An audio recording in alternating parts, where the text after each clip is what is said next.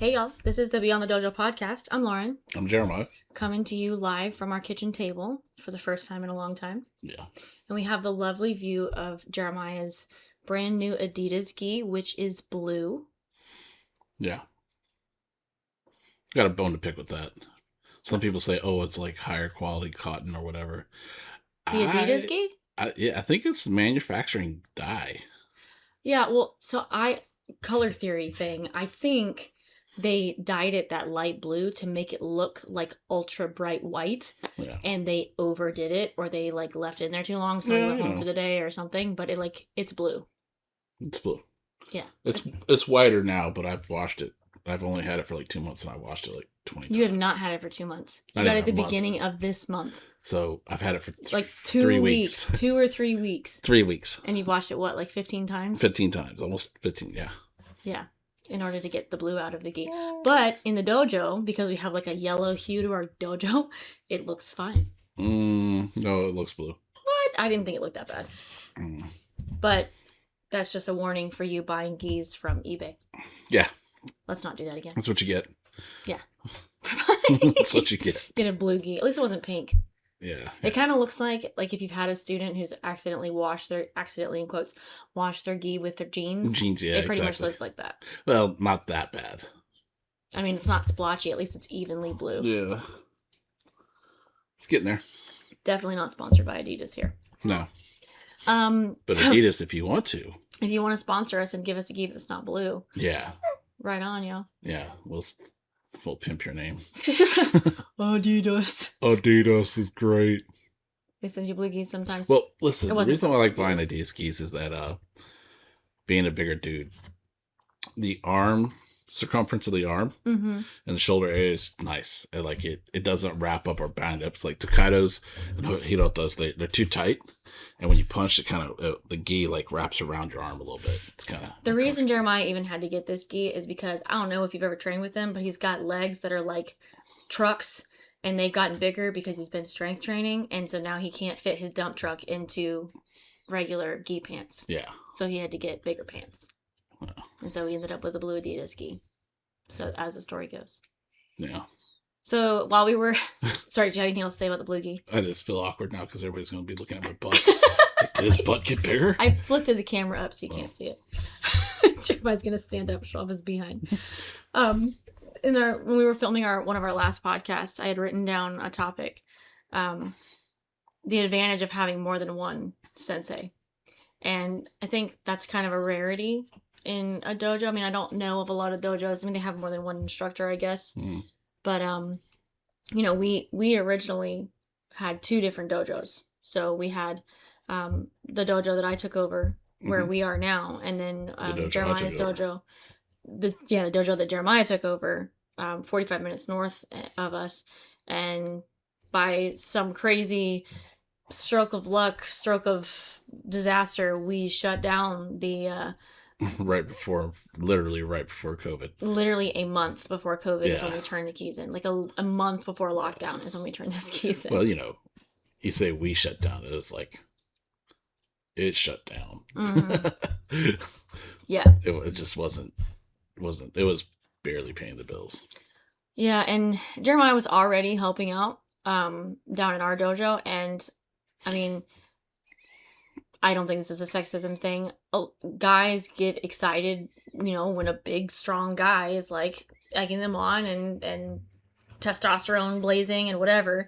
And like I can contribute a lot, but there are some aspects that I can't really contribute. So when Jeremiah would come and teach, the guys really loved it.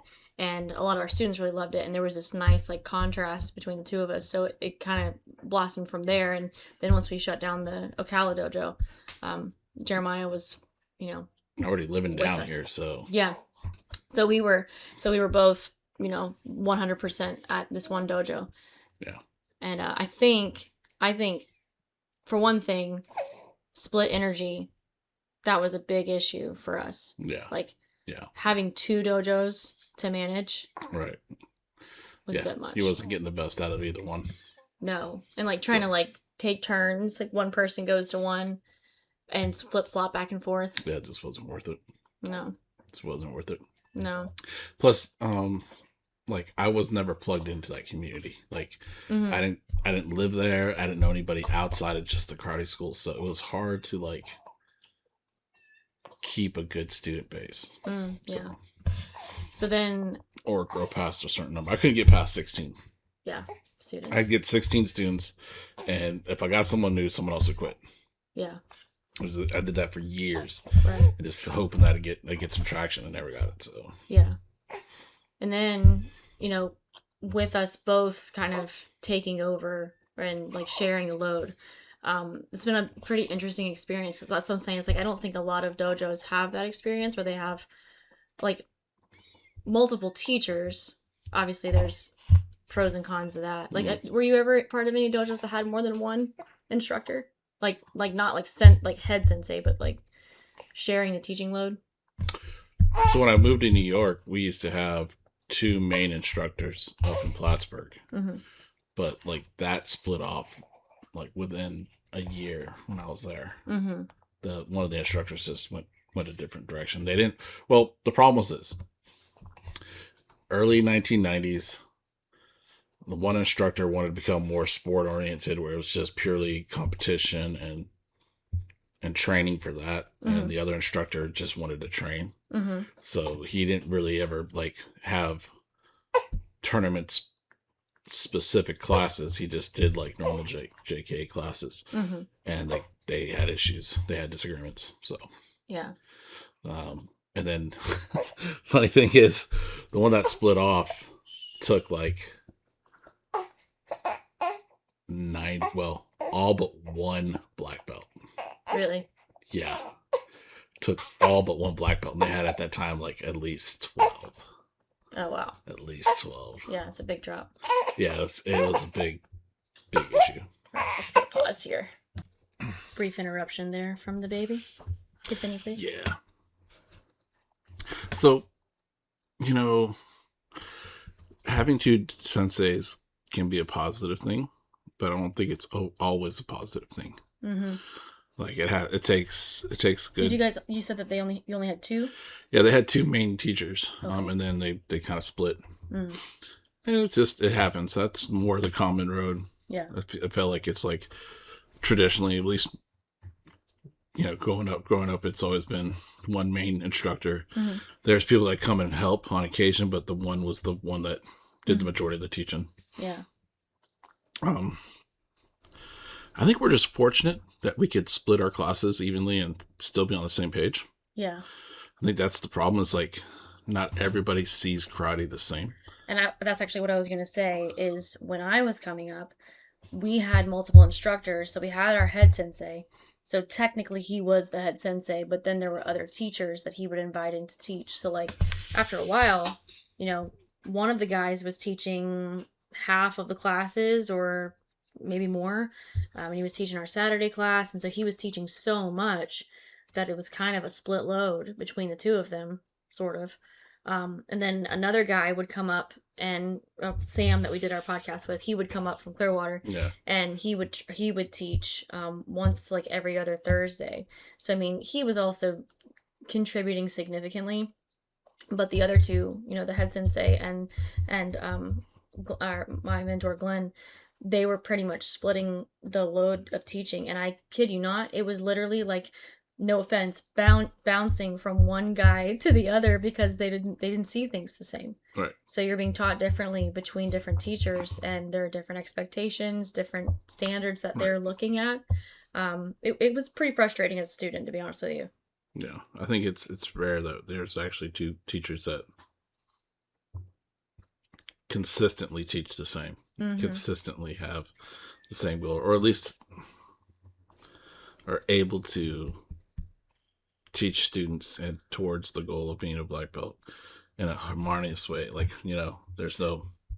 Well, I mean, like, oftentimes I think when people have another teacher or another sensei in the dojo, or whatever, it seems like it's more like the question that we got asked a few weeks ago about like that person was having to fill in for their sensei, and it's like, that seems like what it is. It's like someone's invited in to help cover the class load, and the sensei has not thought out Yeah. how to go about bringing that person in, how to integrate them, how it's going to affect the way they teach their students, all that stuff.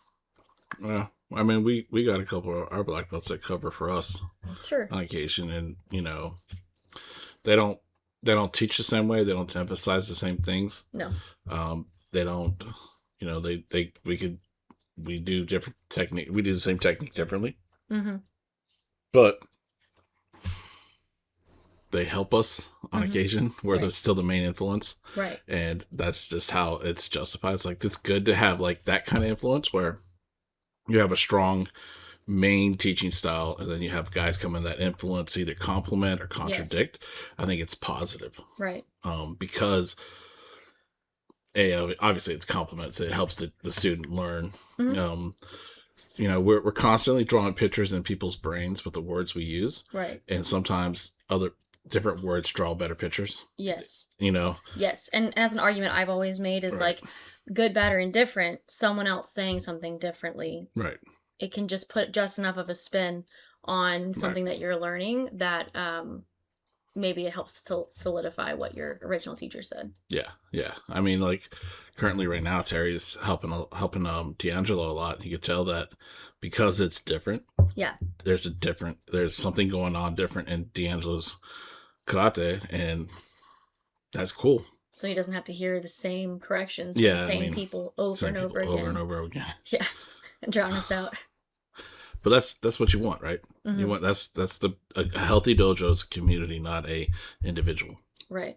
It has to be a group of people because everybody's different.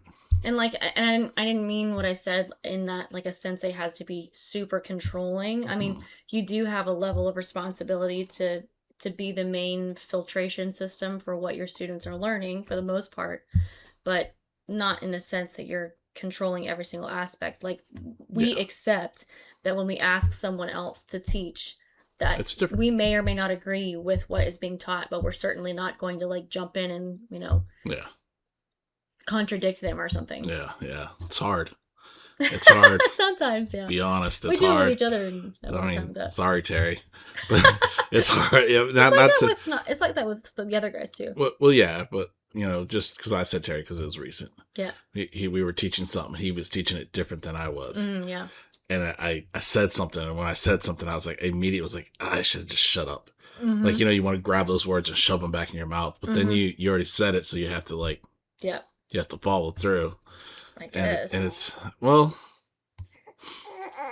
so. Anyways, sorry, Terry. He's probably not listening to this. You probably doesn't. But I think the other thing is like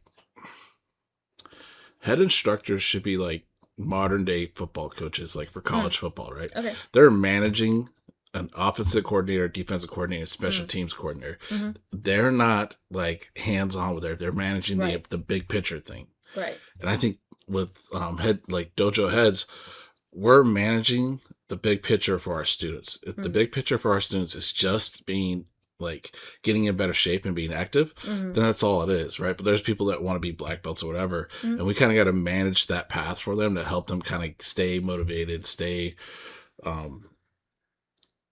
with traction, right? Still moving forward. Yeah, and still actively working toward whatever that standard is for Shodan. Right. Yeah. So I kind of look at our dojo that way. It's like we're more like head coaches than we are like hands-on. Everything has to be, because there's been dojos I've been to where it's like you have to look, it's this way and only this way. Okay. This is right. Everything else is wrong. Yeah. And I don't agree with that at all. Yeah, I mean, I think it depends on what it is. Well, because there are some technical things that like you and I would both agree, like this is. I agree. You and I both will agree because we look at our karate in the sense that we're trying to become as efficient as possible. Mm-hmm. Some people don't look at their karate that way. Right.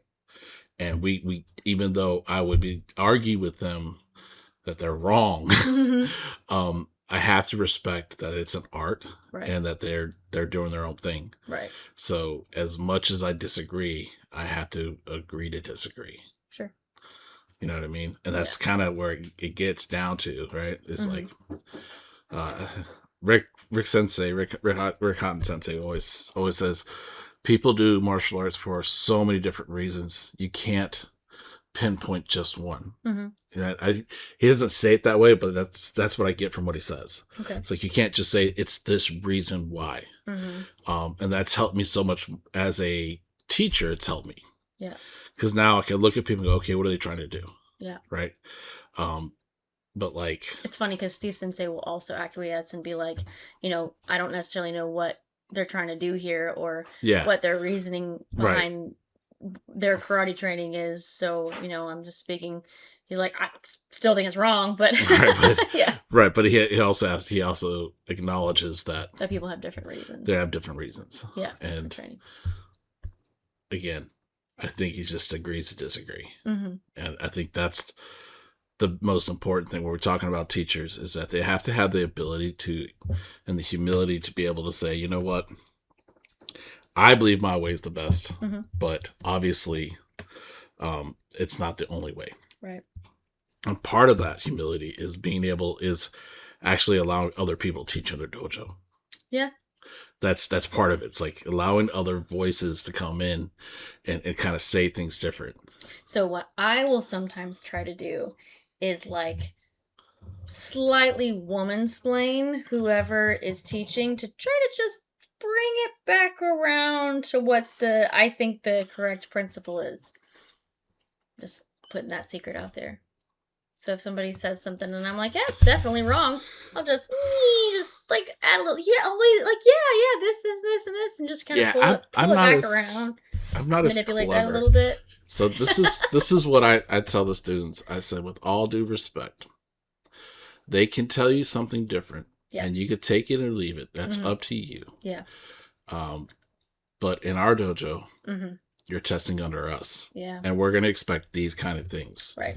And that means I'm not saying what's being taught is wrong. I'm just saying this is what we're looking for. Yeah. So I mean, you have to. You got to choose. You got to choose what you want, right? And if it's so important to them that they are willing to put that at risk, then they better have a good argument why they do it that way. And that is a very mature conversation to have with like kids, because I mean, kids who are Q ranks, they don't really have the maturity to make that decision necessarily, but you are kind of bringing it very black and white in front of them. Like, yes, the reason this sounds different is because it is different. Right. And this is what I'm asking you to do. Right. Sometimes they don't even realize that it's different though. Yeah. No, they don't. They're so early on. They I don't have that conversation unless the question's been asked. Okay. Yeah. Why is this different? He said this, you said that. Yeah. That's when I say it. If they don't ask, for kids, I don't volunteer that information. For teens and adults, I just say it outright. I'm just like, it's not to belittle any other teaching, and you do as you please, but just remember. I also take what students say with a grain of salt, whether they're talking about another instructor, whether they're talking about you, they're like, well, they said this. I'll always try to like flip it around in my head a few times, like just in case they're misrepresenting what was actually taught, rather than saying like, well, they're a freaking dummy. Like, no, I'll try to actually like put some thought into what was said, or even like start an explanation, like rather than addressing it directly, like kind of sidestep and be like, okay, well, this is the expectation. Well, that's the difference in our personalities though. Right. Like, I'm just going to... Well, I'm just saying, just in case I'm misunderstanding or they misunderstood what they were taught. Yeah. It's just a tactic. But normally... Yeah, but I don't... It's a respectful tactic. It's not the first thing I say to people. Oh, I know that. I'm like, we talk about it. It's like, where's the value in that? Try to figure out what they see the value in, what they're coming across. And if they get to a point where they're still wrong... I mean, right? Then we just have that conversation. Yeah. And it's like, look... do as you please, I understand, but... So why don't we dial this in a little bit and let's talk about, like, in our dojo, we are both shared sensei position. Absolutely. So we both have equal... Unless she's pregnant, and then he does all the teaching, but I still help make decisions, apparently. I don't know, you ask me questions about stuff, I'm like, do this. But we do share equal weight in decision making and, yes, we do. In standards and teaching, whatever. Yeah, So... why don't we start with what are some of the disadvantages to there being two of us? if you don't know the difference in teaching style and perspective of each instructor, you can like you just said, misrepresent what's been said, misunderstand what's going on, what's taught, from what perspective it's coming from. When I teach, I talk about how it feels or things you could do to help you move. You explain it in a very scientific based format. And some people get me better and some people get you better. That's the beauty of our teaching, because we both are going to the same goal. That would be an advantage, not a disadvantage. What? I said that would be an advantage, not a disadvantage. But it's a disadvantage for the student because they have to decipher. They have to learn like what's being said. It takes a little bit longer to understand what's going on. Instead, compared to someone who spoon feeds every little thing, like you saying that's what I do? No, I'm just saying like there's teachers like make your knee look like this, but here it is, and they put it right there. Yeah, oh, do this, and they literally make it like this beautiful form. In general, when teachers do that, the form is beautiful, but the movement's horrible. Yeah, sure. I think we've had lots of discussions about that. I think too, like with differences in perspective in teaching, because we're both so alpha, in the middle of class, we will argue. And it's been a big struggle, like especially because we're married, it also makes it harder. But like we have put people in some awkward situations because we have fought in front of our students, unfortunately, over like, no, Steve said this, not that, or or no, it's this way, not that way, or like I've always done it this way, like whatever. Yeah. It's usually something directly being coached to a student, something circumstantial. One person's teaching, the other person's watching, and they're like, "Whoa, there," and so that I think is sometimes a disadvantage. Yeah, we're both pretty bad about that, aren't we? I think we've gotten way better. It used to be really bad, like back when we were over at 120. Oh yeah.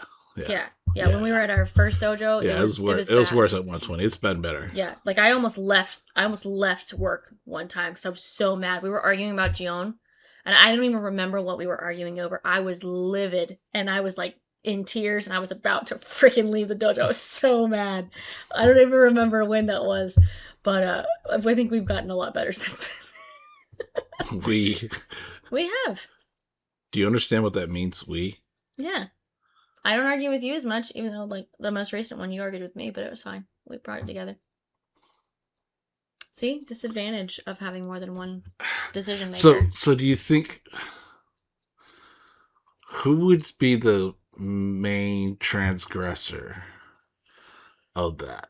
I mean, previously it was me. I know that for a fact. Because I couldn't stop myself from being like, no, that's wrong. Because, like, I will just speak exactly what's on my mind. I'm better about it now. Now I think it's a little bit more even. Oh. Mm-hmm. I do. I know you think I know you think it's more even. To be fair, when we have these discussions, it's in private for the most part. Except for this one recent issue, but for the most part, are you harboring some? No, it was just obviously it was just such a surprise because it hasn't happened in so long. I was like, wow. So it kind of stuck out like a sore thumb. Like, man, we haven't argued in front of people over correction. It actually happened to you, not me. Yeah, you argued with me. Yeah, I was actually, and I looked at you and I was like, you like, how dare you talk up? No, I looked at you and like, do you want to teach this class? Because you used to send crap to me. I know. That was a line. Dude, that was the line I used all the time. Like, you can teach a class. I know. I was like, you want me to freaking leave? Okay. Anyway, but normally we have those discussions. I understand, though. I understand that because it's the most recent transgression that, and because you were on the receiving end, it was significant. That was why it was significant. That was the more, probably the more thing. It was like, it was so much more significant because you were on the receiving end. It was that, and it's just like, normally the tensions don't get it quite as high. We haven't argued in front of people in a long time. We made a couple parents, I think, feel a little bit awkward. The students were like, oh my God, what's happening?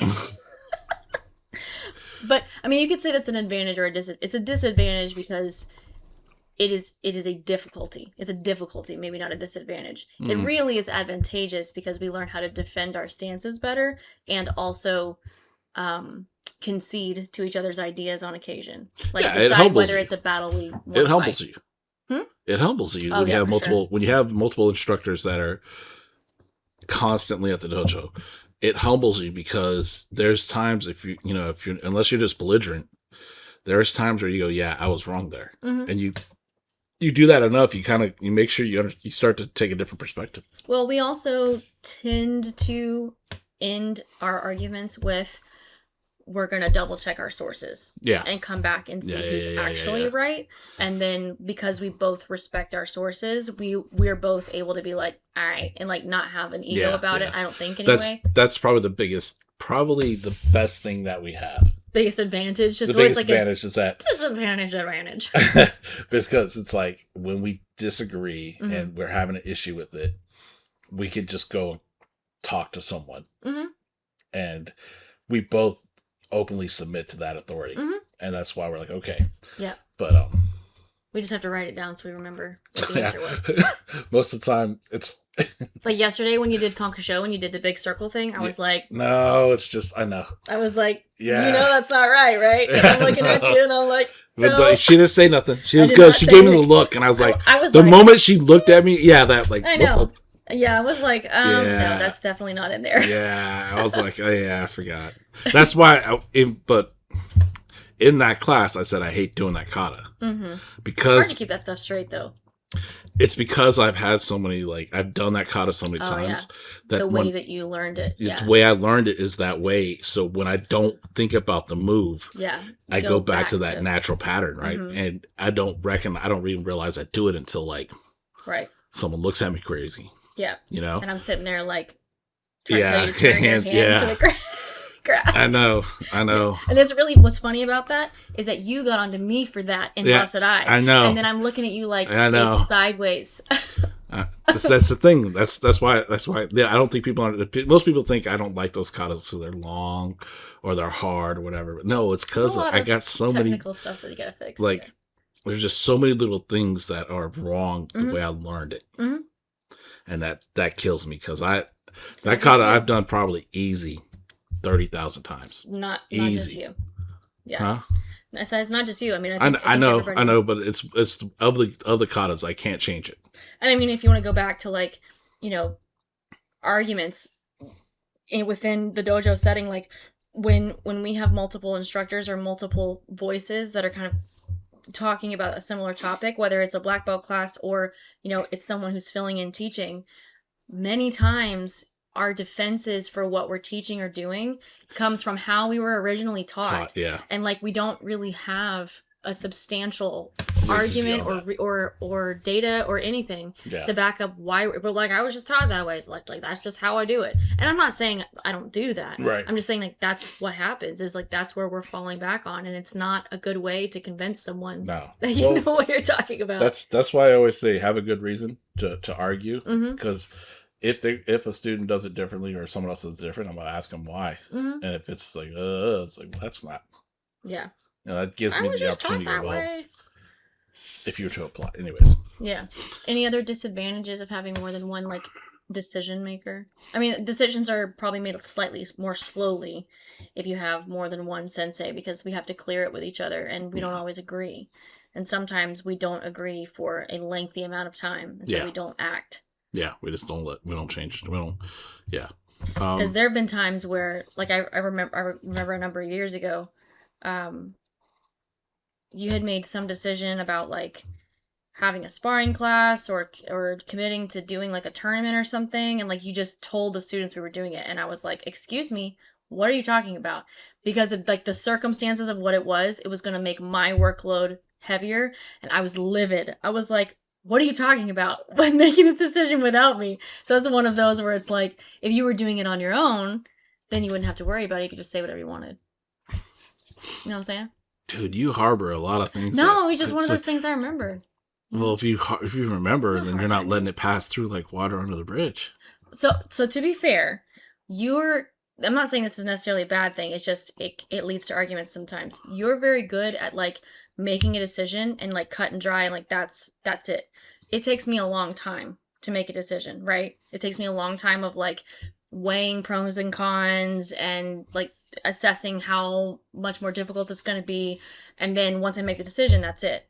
But it takes me a longer time to get there. So when you just make a decision on your own, that's fantastic, and that might not necessarily be the wrong thing, but for me, I'm just like left here like I haven't made the decision yet. Like, what the heck? Like, you just made this. You see what I'm saying? This is a disadvantage of having more than one decision maker. She's jealous that she doesn't make decisions as fast. Yes, very jealous. I mean, sometimes it saves us from...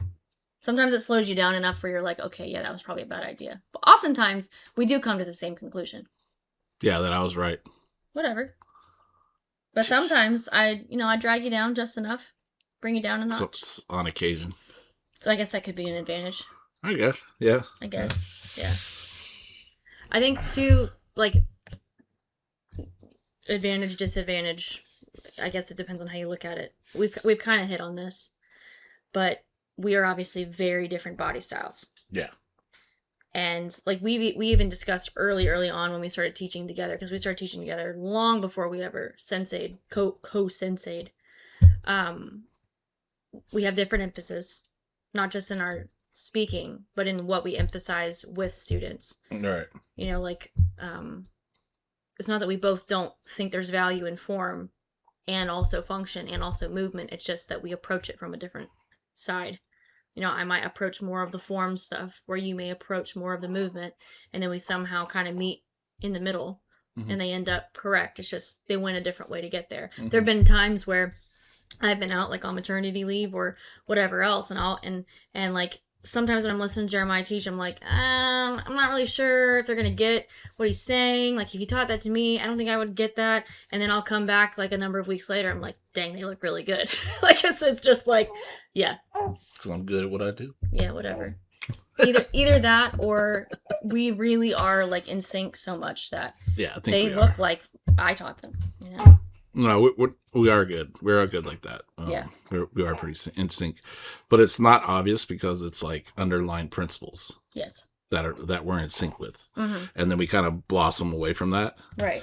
But it's that's the beauty of what we do. Yeah, but I think, I guess just with the body style stuff, we'll sometimes argue on things, but yeah, also offers alternative perspectives. So when we have someone who's more Jeremiah's size, it's not that I can't teach them.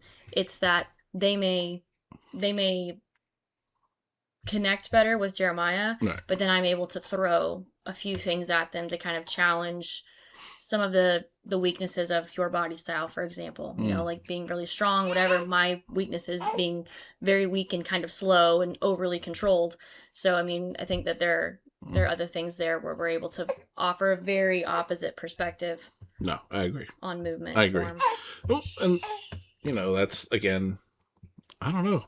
I wonder how many dojos actually have multiple, like, major role, multiple teachers like we do. Well, shout out to Greg and Debbie.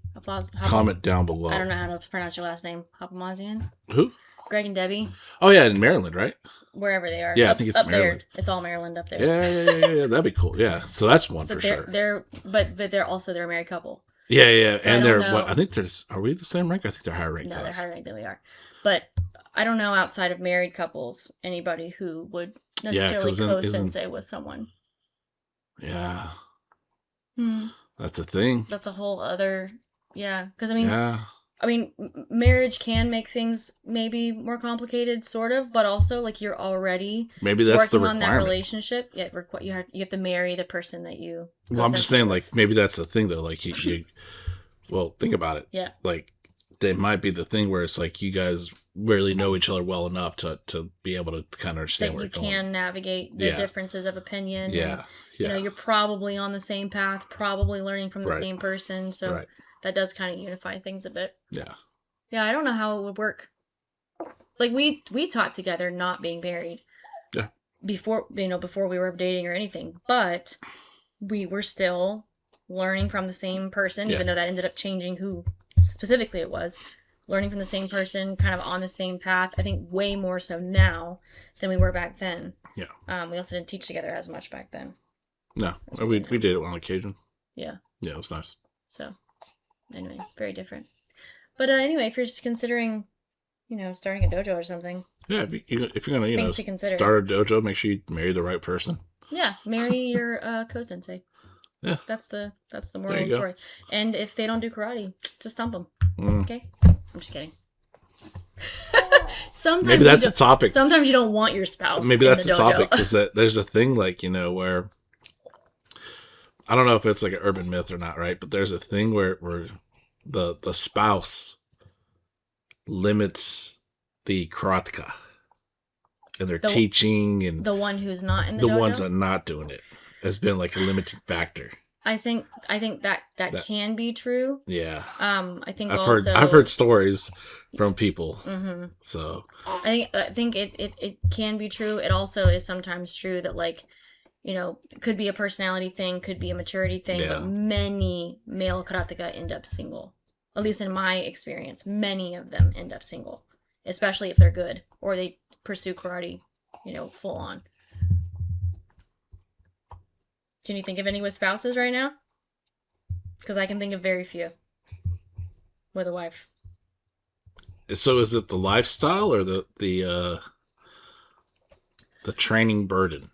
I don't know if it's necessarily karate specific. It could be a personality thing. Like a type. It could be. It could be that karate makes people such perfectionists they can't stand it. Like you and I get along really well, I think, because we both have a seeking perfection type of personality. Like, even though things have been rocky on occasion, we both want to get better. We both want to improve our communication, our relationship. Like, we are always improving. And we had this discussion today in Sunday school about you, like, grow together.